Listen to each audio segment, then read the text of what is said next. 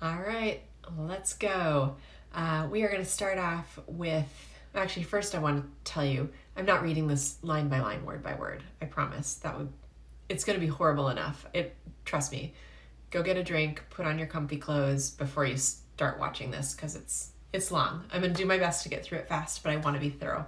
But I am not reading every single line. If you are a contract reader, push pause as we go through here. By all means, write down your questions, reach out to me anytime. But this will be a paraphrased version. I expect it'll take 25 to 30 minutes. Let's see if I can do it. So starting at the top, we're going to obviously put in your names, lines 3 and 4. Buyers. I'm filling all this in for you too when we get to the point that we're actually writing a purchase agreement. All of this is going to be filled in for you. You're not filling this in on your own. Lines 5 and 6, that's where we're going to write in how much earnest money you're going to be submitting. Earnest money is the deposit that we submit when your offer is accepted. And typically in the Twin Cities, earnest money runs anywhere from 1% to 2% of the sales price of the property. There are no rules about it though, so we can talk through what makes the most sense for your situation, for the potential market that we're in, for the house that we're purchasing. But 1% to 2% is normal. If your offer is not accepted, no earnest money changes hands. And earnest money is money that actually goes towards your down payment when you close. It's not just extra money that floats off into the ether. It is it's a credit towards your down payment when we close on something. Additionally, you should know that earnest money will come back to you in full if you cancel the purchase during our contingency phase, which is usually an inspection contingency. We'll talk about that in just a few pages here. So that's lines 5 and 6. Lines 11 through 15 is where I'll be filling in the property address, the legal description, all of that fun stuff.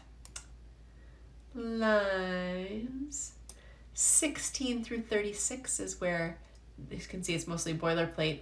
This lists out everything in the house that we want to remain in the house that is currently permanently attached, like plumbing and wiring and light switches and things you'd think you would never actually need to write into a purchase agreement in order for somebody to know that they should be included in the house. But I'm guessing at some point, somewhere many, many years ago, somebody took the plumbing out of their house before a buyer purchased it, and now we have this document. So that's what that is. There is a separate personal property agreement where we're going to write in some of the things that a seller could easily take out, like a hot tub or a pool table if you wanted it, or even a refrigerator, things that can technically be unplugged and removed. We're going to write all of those things that you want to keep in a personal property agreement that we're not going to talk about in this video, but it's a pretty simple document. Lines 37 through 39 is our purchase price. That's the price that you want to pay for the home. And then coming down to the bottom of that page, lines 41 through 46 is where we're going to tell the seller how you plan to finance the house. Are you going to pay 100% cash? Are you going to do a 5% down payment, a 20% down payment with the other remaining percentage as mortgage financing? Whatever your combination is, that's what I'm going to fill in there for you. And then line 48, closing date. Closing date is fun. The closing date is the date at which you owe all of your money. It's the date at which we go into the title company and sign all the papers. And then it's the date that you get the keys and you get to move in and the house is yours. Typically, from the day we're writing the purchase agreement to the day you're closing is usually anywhere from 30 to 60 days into the future. Those bookend date ranges come primarily from mortgage companies. Most mortgage lenders want about 30 days to get all the loan paperwork done, so that's where that 30-day mark comes. And then most interest rate locks are good for 60 days. That's where the 60 days comes. So most sellers, when they get a purchase agreement from you and they look at that closing date, they are expecting that date to be somewhere 30 to 60 days into the future. But I have seen properties close in 7 days, and I've seen properties close in 6 months. It's really all depends on what you and the sellers want. So typically we'll call the seller's agent before we write the offer. I'll ask if there are any preferred closing dates.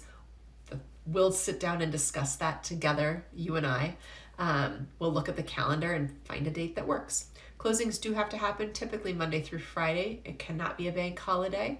But other than that, it's really the date that works best for you and for the sellers. Moving on to page 2. Oops, I'm jumping around.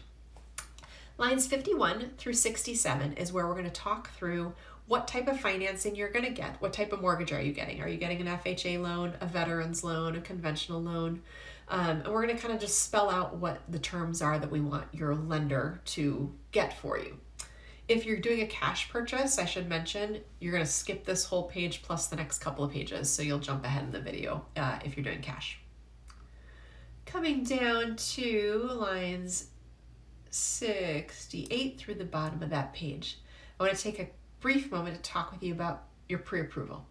So when you get a mortgage pre-approval, before you go out house hunting, your mortgage lender is going to pre-approve you for a purchase. They're going to look at your credit, your income, your debts, and say, yeah, we think you are pre-approved for X amount on a house, whatever that dollar amount is.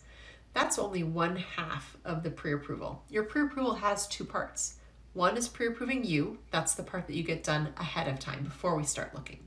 The second part of your pre-approval actually is the lender approving the house itself.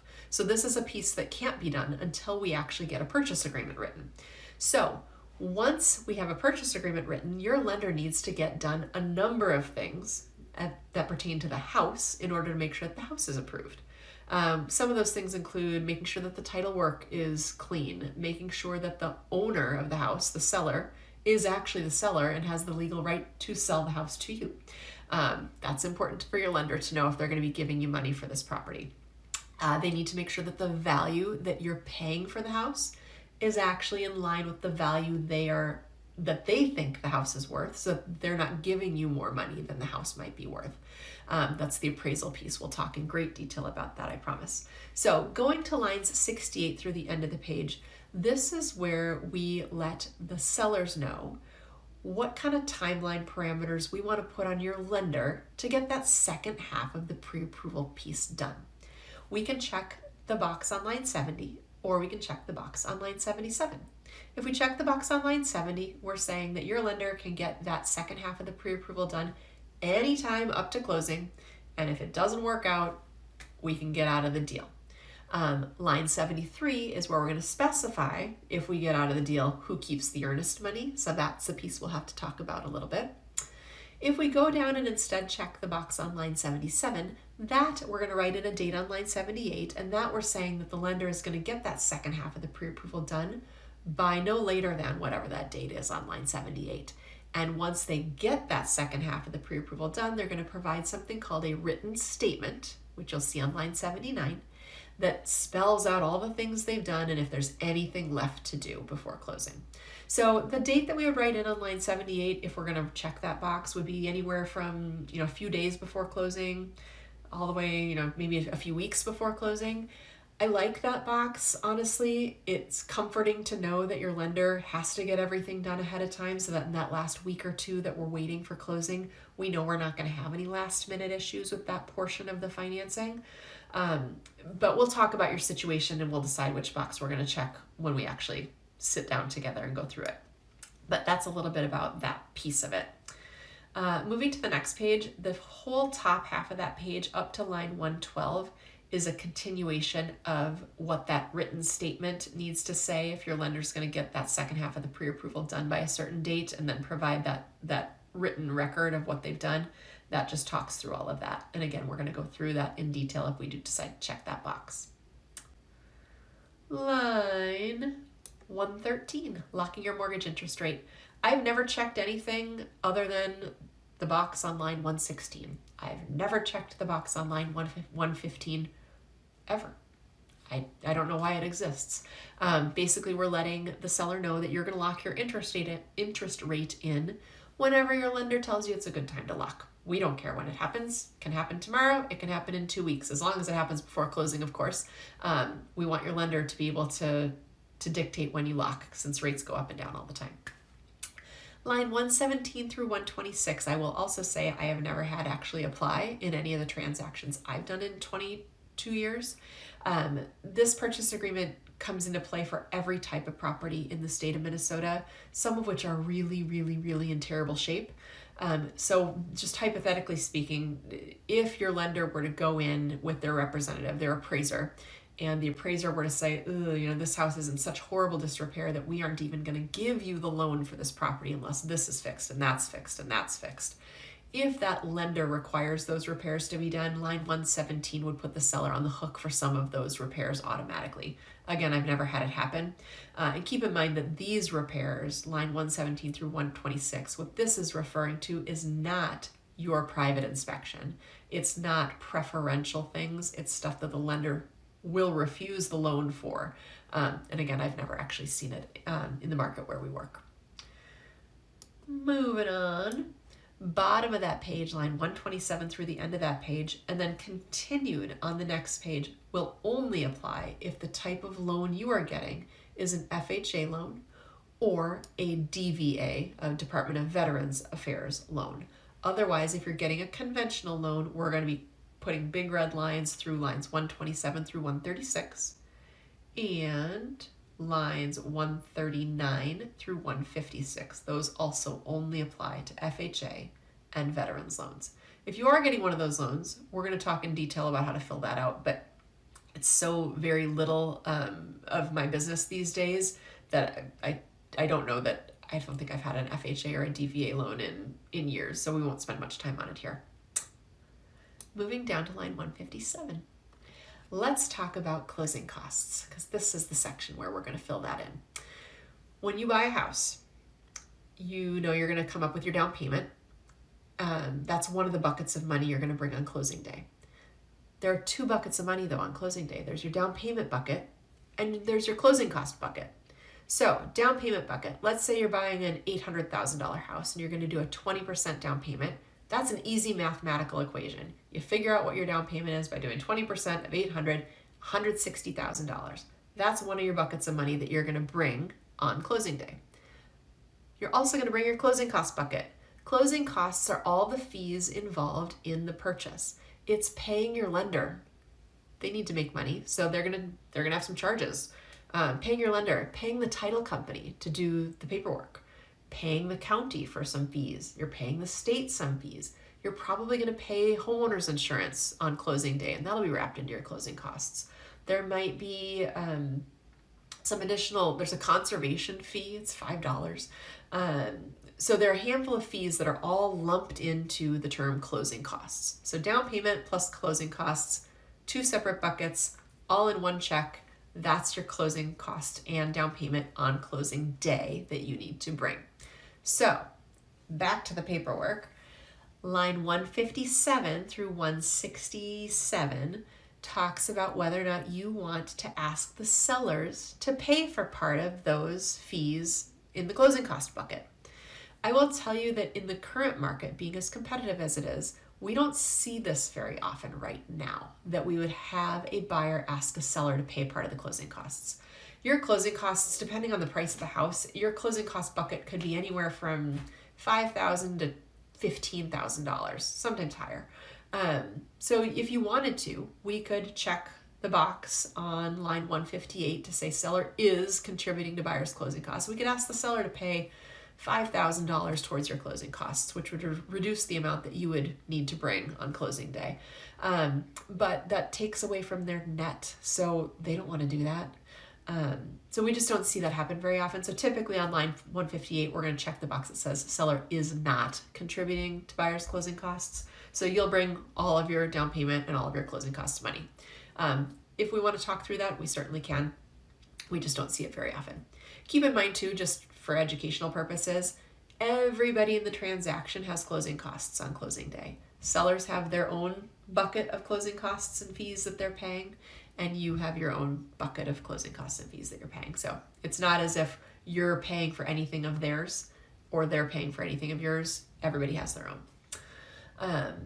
So let's go to inspections. Line 168. I'm going to see if I can get this page to, oh, dang it.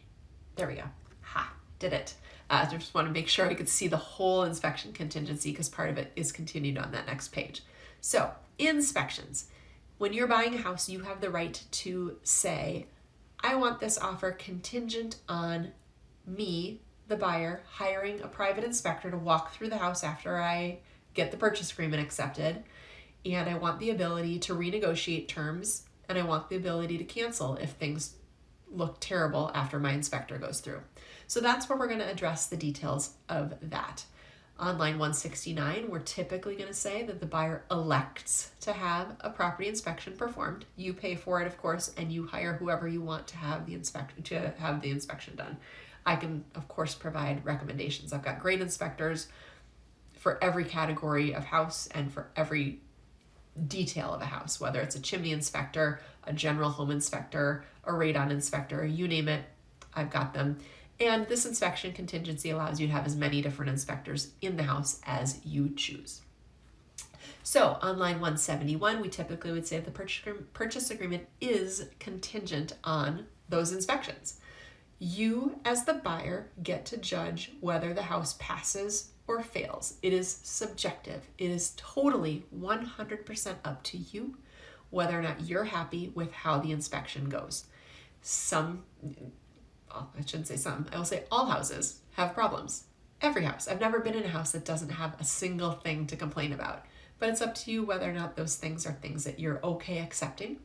Or if you would like, we can always ask the seller to try to negotiate, either by making a repair on your behalf prior to closing, or by perhaps giving you money off the price of the house. And if we can't get that done, if the seller is not willing to give us what we want, or if the problems are just too big in your mind to get your head around and you no longer want the purchase, you will have full cancellation rights up until a certain timeline, which I'll talk about on line 184. During that cancellation period, if you do elect to cancel, you would get all of your earnest money back as well. The only money you would be out would be any money that you have paid to the inspectors who've done those services for you. So talking about the timelines, line 184 is where we're going to write in how much time we want to have to do all of those inspections. Typically in our market, we see inspection time frames range anywhere from 4 days on the short end to 10 days on the long end. It probably sounds like that's an impossible timeline to meet when I say that in that calendar time frame, we have to have the inspection done, go through the report, decide what issues we're going to ask for and how we want them asked, whether we want a repair done or money off the house. And then also during that timeline, we have to negotiate a solution that everybody's happy with between you and the sellers. I will say that it goes very fast. It just sounds like a lot. We can have inspections go, I've seen inspection timeframes as short as a day. But typically 4 days to 10 days is kind of what we want. And it'll depend on how competitive we need to be, how quick our closing is coming up, and how many inspections we think we're going to have done and what kind of scheduling they have. I'm always calling my preferred inspectors ahead of time as we're writing this offer, so I know how far out they are booking so that I can help guide you on how much time we actually will need to write in order to make sure we can get a good inspector and have time to go through everything. So, moving on, sale of buyer's property. Lines 199 through 212. We have 3 different boxes that we can check here, and we can only check one box. So most of the time, we're checking the box on line 211. That box says that you, the buyer, have the ability to make this purchase without selling a property that you currently own. Sometimes you don't own a property, you're renting, in which case we check box 211. Sometimes you have a house, but you have the ability financially to buy this house before you sell it. Box 211, check. The other 2 options would happen in the event that you own a property that you do need to sell in order to make this purchase. The box on line 199 says that we are contingent on getting your current home sold. That's the box that we would check if your house is on the market but not under contract or not yet on the market. Box 202 is what we check if your house is on the market and under contract and we're just waiting for a closing date. So I'll say in the seller's eyes, checking box 202 is significantly better than checking box 199, but the very best box to be able to check is 211. But we do what you can do and we figure it out. The rest of this goes pretty fast, so hang in there with me. I know it's boring. Real estate taxes. This whole section at the bottom of this page talks about property taxes, and it says that we're always going to check the box on line 216 and 218 that says prorated. We always want the sellers to pay property taxes up to the day of closing, and then from the day of closing forward, you are going to be responsible for property taxes.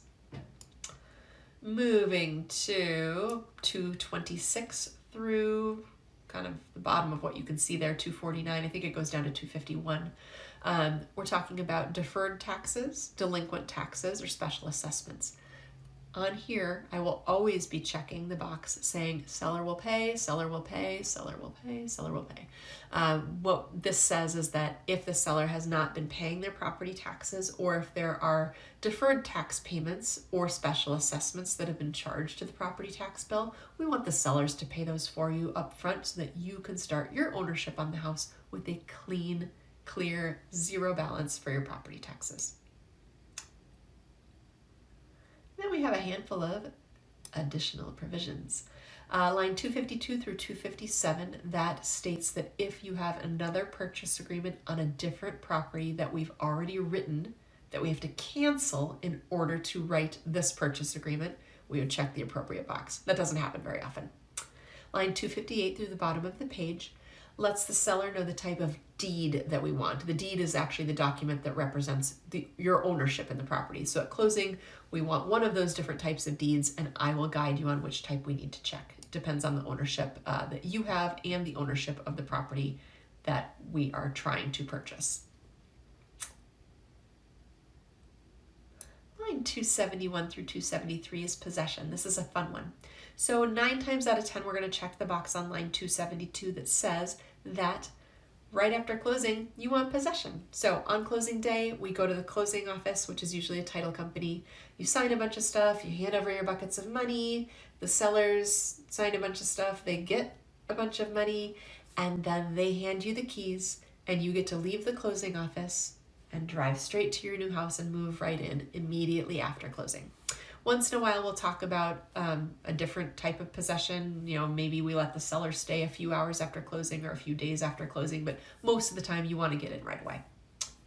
Line 276 through 279, linked devices. That just acknowledges that if the sellers have anything in the house currently that they can control with their phone or through an app, usually it's a thermostat, it could be light switches, it could be a garage door opener. They have to disconnect all of that prior to closing so that once you own the house, they can no longer control anything inside your new home.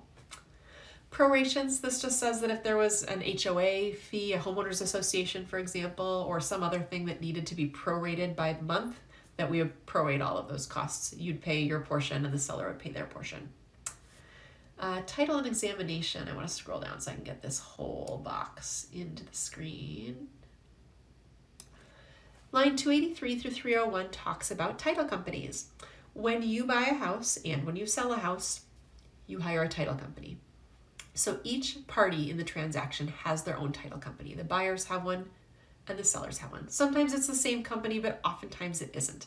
And line 283 through 301 just talks about the roles that each title company will be responsible for. 302 through 306 is really only applicable if you're buying a piece of property that we're going to be splitting into different lots, which is not really the norm. Line 307 through 309 acknowledges that if the sellers have had any major work done on the property, anytime in the 4 months leading up to closing, they may have to provide to us or the title company something called a lien release or a mechanic's lien release that basically is written by their contractor who did the work, stating that they, the contractor, have been paid in full and that the seller owes no additional money. Because what we don't want to have happen is you move into the house and then a month later some contractor comes knocking on the door saying that they did work on the property that they never got paid for. So we want mechanic's lien releases for everything. It's not a big deal. It's pretty easy to get, and I handle all of it, so you don't even need to think about it. Line 310 through 316, notices. That says that the seller has not received any notices from any governing authority that the property is being condemned or seized, or being purchased through an eminent domain situation where like the government comes in and says, we're going to put a highway right through here, we're taking your house. So it'd be a bummer. So we're saying that the seller does not know of any of that that's happening in the house you're purchasing. 317 through 319 is kind of an important one. That lets you know that the dimensions that you see listed for the house on Zillow, on Trulia, on Redfin, on MLS, those are approximate. So if it says the dining room is 8 by 10 and you need it to be exactly 8 by exactly 10, we are going to bring a tape measure when we go, and we're going to make sure that those dimensions are exactly accurate. The dimensions are reliable, but they're not guaranteed to the inch. Access agreement, line 320 through 321 says that the seller does have to let us in for our inspections, our walkthroughs, things like that. 324 through 329, risk of loss. That says that if, once we come to an agreement on this purchase, if something should destroy the house between now and closing, like a tornado, a flood, wind, hail, you name it, you are no longer going to be obligated to make that purchase. You will be able to get out of the deal, and any earnest money that you have submitted will come back to you in full.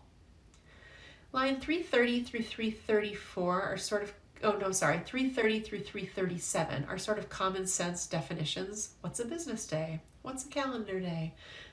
Things I don't understand why they need to be written in there, but they do. Line 338 through 344 talks about the earnest money. As I mentioned before, earnest money is not something that just disappears into the ether. It does go towards your down payment when you have a successful closing, but in the event that we don't have a successful closing, this spells out where the earnest money would go. And it's typically goes back to wherever it has been assigned according to the different contingencies. Bottom part of this page, default. Line 345 through 356 acknowledges that this is a legally binding contract. Once you sign it, and once the sellers sign it, and we've removed contingencies, you are legally bound to make this purchase. And if either party defaults on the purchase, the other party can seek legal damages. So that's what that says. Lines 357 through 361 is where you will need to go if you want to find out if there are any predatory offenders, any level 3 sex offenders in your neighborhood. That section will give you a phone number you can call or a website for the Department of Corrections where you can look that information up. At the bottom of the page, jumped around too much. 362 through 372 acknowledges that you, the buyer, have received a copy of what the seller will have filled out as their seller's disclosure statement. By the time we get to writing an offer, you will have absolutely seen one of these. It's a 12-page document that sellers fill out, telling you everything they know about the condition of the property that you're about to purchase. Going to the next page, the big box from line 375 through 390, I will be filling in for you, stating whether or not the property is hooked up to city sewer systems, city water systems, if it has a private well or a private septic system. We'll talk through all of that as well. Line 391 through 398, we're going to fill out depending on whether or not you want the sellers to purchase for you a home warranty. We'll go through that together. Line 399 through 404 talks about who both of the players are as far as the agents go. Who's the seller's agent? Who's the buyer's agent? Are we in dual agency? And then at the bottom of that page, line 405 through 408 is where we're going to write in that the seller is going to agree to pay the buy side commission. That's my fee. We will have talked about this when we get to this point, of course, but customarily the seller has always paid that in the state of Minnesota, and we aren't seeing a ton of change, but now we do have a line on the purchase agreement that was not there a year ago, line 405 through 408, where we just have to write in what they're going to be paying. Moving to the next page, line 411 through 430. That is where we're going to address whether or not we might be in dual agency. If both of the agents work for the same company, we are in dual agency, and we will have had a lot of discussions about that, so you understand what that means. We're almost done. Lines 431, that talks about closing costs. As we talked about earlier, there's this bucket of money that you're bringing at closing. They're closing costs, and that's what that says. There are closing costs. Settlement statement, line 433 through 435. That states that the title company is going to prepare for you a line item document with all of the costs involved in purchasing your house, and that I'm going to be allowed to take a peek at that and make sure that there aren't any errors prior to closing. Line 436 through 449 states that if the house you're purchasing is owned by someone who is a non-U.S. citizen, there might be some additional paperwork for us to be signing.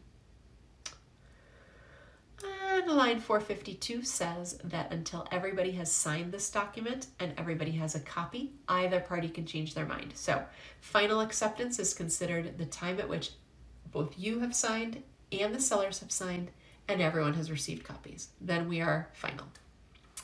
Line 454 through 455 states that electronic signatures are legal and binding in the state of Minnesota. So if we get to a point where we're doing DocuSign or AuthentiSign, all of that is just fine. Line 456 through 461 says that the purchase agreement is the whole agreement between you and the sellers. You're not going to be making any side deals with them where you're passing them money in the parking lot after closing or vice versa.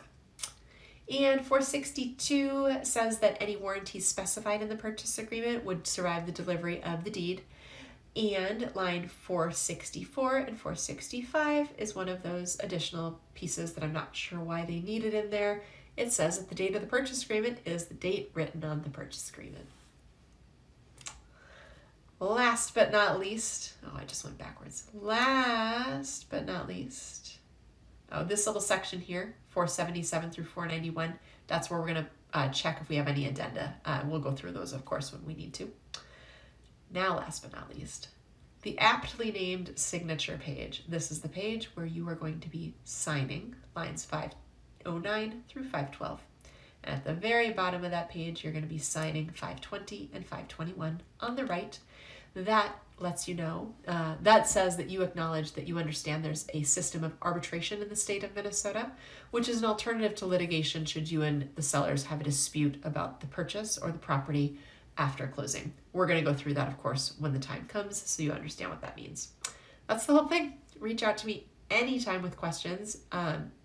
Hopefully you stayed awake, and this will make it much easier when the time comes and we've got a property for you, so that we're not learning all of this in the moment. I promise you this is a half hour that has been well spent, if not kind of boring.